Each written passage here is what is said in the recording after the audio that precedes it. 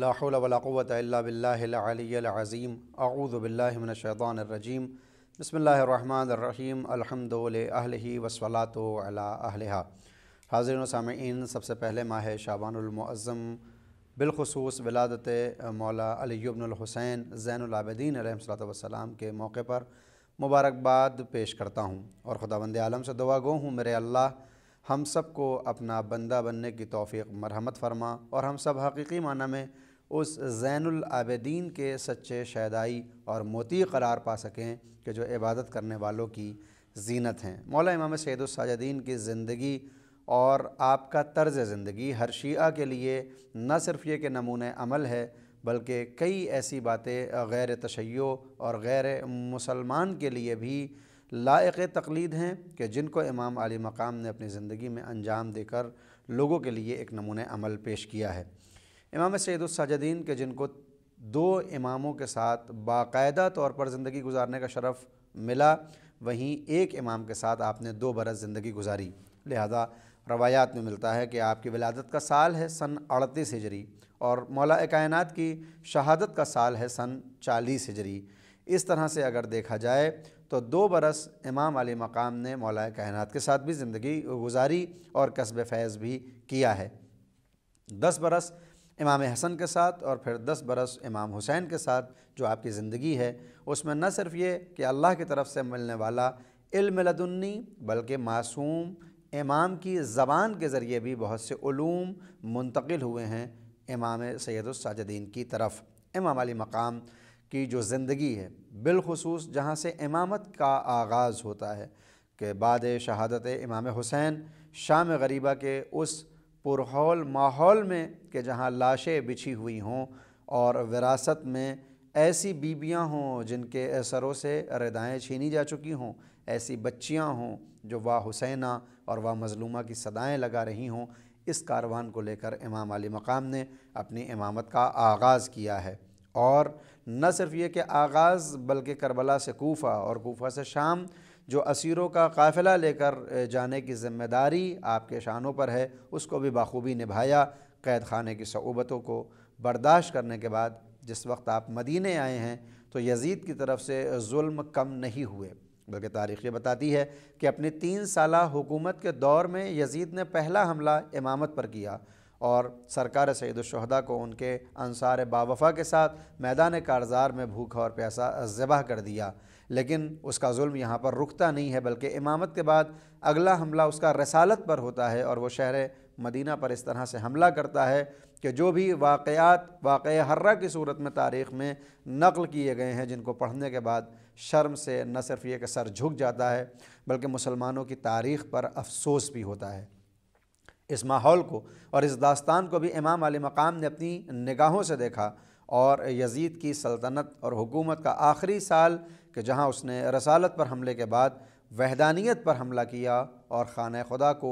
جلوانے کے ساتھ ساتھ منجنیق کے ذریعے پتھر بھی برسائے ہیں خانہ خدا میں کہ جو امن کا شہر ہے۔ ان 3 حادثے اور 3 واقعوں کو امام علی مقام نے اپنی آنکھوں سے دیکھا ہے۔ سنگین ذمہ داری آپ کے سر پر ہے، قیام بھی کرنا ہے، اور قیام میں تلوار کی اجازت بھی نہیں، لہٰذا امام علی مقام نے اپنے جہاد کے انداز کو بدلا اور قلم کو تلوار بنا کر کام لیا، اور 2 ایسے اثر چھوڑے ہیں اور ایسے اثاثے چھوڑے ہیں کہ جو ہر شیعہ کے اوپر لازمی طور پر واجب ہو جاتے ہیں کہ ان کو پڑھے اور ان کو اپنی زندگی میں اتارے، اس لیے کہ امام علی مقام کا جہاد قلم سے ہے، سرکار سید الشہداء کا جہاد تلوار سے تھا، جو میدان کارزار میں آپ نے بخوبی انجام دیا، اور آپ کے انصار باوفا نے اپنی جان کو آپ کے اوپر قربان کرنے کے ساتھ ساتھ گواہی دی ہے امامت، رسالت اور وحدانیت کی۔ لیکن امام زین العابدین کا قیام قلم کے ذریعے سے ہے، اور ایک نسخہ صحیفہ سجادیہ کی صورت میں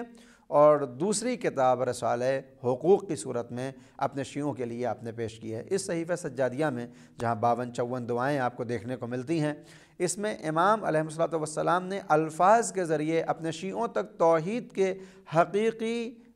پیغامات کو پہنچایا ہے، رسالت کے صحیح عرفان کو ان دعاؤں کے اندر درج کیا ہے، امامت کے مقام اور مرتبے کو ان دعاؤں کے ذریعے اپنے چاہنے والوں تک پہنچایا ہے۔ لہٰذا ہم اگر اپنے آپ کو امام زین العابدین کا سچا شیدائی کہتے ہیں تو ہم پر یہ ضروری ہو جاتا ہے کہ امام علی مقام کے ان نسخوں کو ضرور پڑھیں اور اپنی زندگی میں اتاریں، کہ جہاں سے ہماری توحید بھی بہتر ہوگی، ہمارے رسالت کا یقین بھی بڑھے گا اور امام سے مودت اور محبت کا حوصلہ بھی پیدا ہوگا۔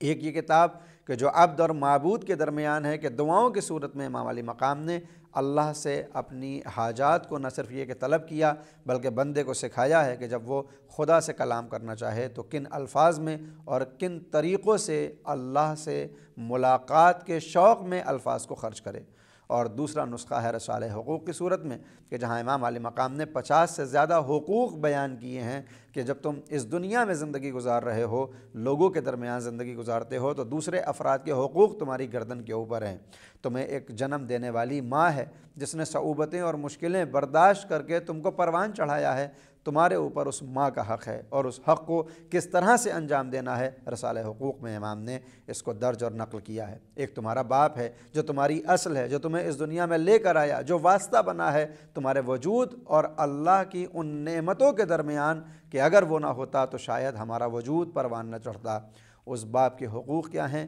اس کو امام نے درج کیا۔ ایک تمہارا بھائی، ایک تمہارا استاد، ایک تمہارا شاگرد، تمہارا پڑوسی، تمہارا ہم وطن، اس کا کیا حق ہے تمہاری گردن کے اوپر، اس کو کس طرح سے ادا کرنا چاہیے، امام علی مقام نے اس رسالہ حقوق میں درج کیا ہے۔ اور ہم دیکھیں تو امام علی مقام کی جو زندگی ہے، آپ کے بچپن کا عالم ہے کہ مولا کائنات کی حکومت کا زمانہ ہے، اس لیے کہ سن 36 ہجری میں خلافت ظاہری اور حکومت ظاہری تک پہنچے ہیں مولا کائنات، اور سن 40 ہجری تک آپ کی خلافت ظاہری ہے، اور سن 38 ہجری میں مولا سید الساجدین کی ولادت ہے۔ یعنی 2 برس وہ موقع ہے کہ جب امام علی علیہ السلام کی امامت کا بھی دور ہے، خلافت کا بھی دور ہے اور حکومت کا بھی دور ہے، اور اس کے بعد مولا امام حسن کا دور، امام حسین کا دور ہے، اور اس کے بعد جو ذمہ داری ہے امامت کی وہ کس عالم میں ہے وہ میں نے آپ کے سامنے پیش کیا ہے۔ امام سید الساجدین علیہ السلام نے اپنے زمانے کے امام کے سامنے اس طرح سے اپنے سر کو جھکا کر رکھا ہے کہ امام علی مقام نے اگر اجازت نہیں دی تو آپ قیام کے لیے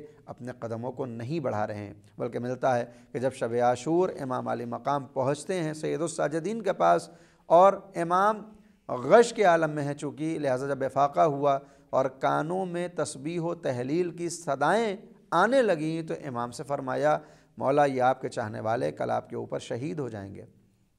آپ کے اوپر قربان ہو جائیں گے، مگر یہ سب نامحرم ہیں، لہٰذا ان سے کہیے کہ اپنے خیموں کو کہیں اور لگا دیں۔ یہ باتیں امام علی مقام کے اس شرف اور اس مقام کو ہمارے سامنے رکھتی ہیں کہ امام علی مقام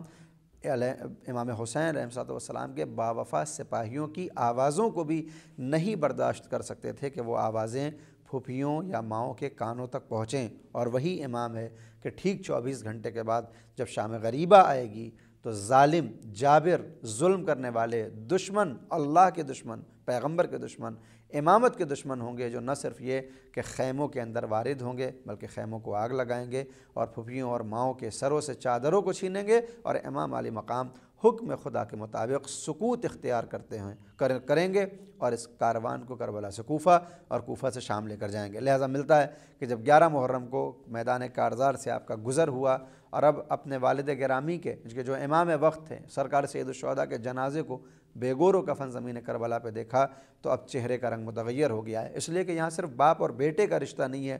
بلکہ امام علی مقام حجت خدا ہیں، اور جو زمین پر لاشا پڑا ہوا ہے وہ بھی حجت خدا کا ہے۔ لہٰذا ایک حجت خدا دوسرے حجت خدا کے جنازے کو دیکھ رہا ہے اور چہرے کا رنگ متغیر ہو رہا ہے، اور اس عالم میں بی بی زینب سلام اللہ علیہا ہیں جو آسرا بن رہی ہیں، جو سہارا دے رہی ہیں کہ میرے لال، اللہ نے اگر اس کے ذریعے ہمارا امتحان لیا ہے تو ہم سب کو اس پر راضی رہنا چاہیے۔ اور امام علی مقام کی رضایت کا ایک نمونہ یہ ہے کہ شام غریبہ کے بعد امام علی مقام نے سجدہ خالق میں سر رکھا ہے۔ اس کو بعض مورخین نے اور لکھنے والوں نے لکھا کہ شام غریبہ میں سرکار سید الشہداء نے سجدہ خالق میں نماز تہجد میں جو سر رکھا وہ نماز صبح کے وقت بلند ہوا۔ یہ پوری رات راز و نیاز کیا تھا کہ خداوند عالم سے شکر ادا کر رہے تھے کہ میرے اللہ تیرا شکر ہے کہ تو نے ہمیں اس لائق جانا کہ ہم سے ایسے امتحانات لیے، ہمارے جوان شہید ہوئے، ہمارے بچے راہ خدا میں قربان ہو گئے، ہمارے والد گرامی 3 دن کے بھوکے اور پیاسے ذبح ہو گئے۔ ربنا تقبل منا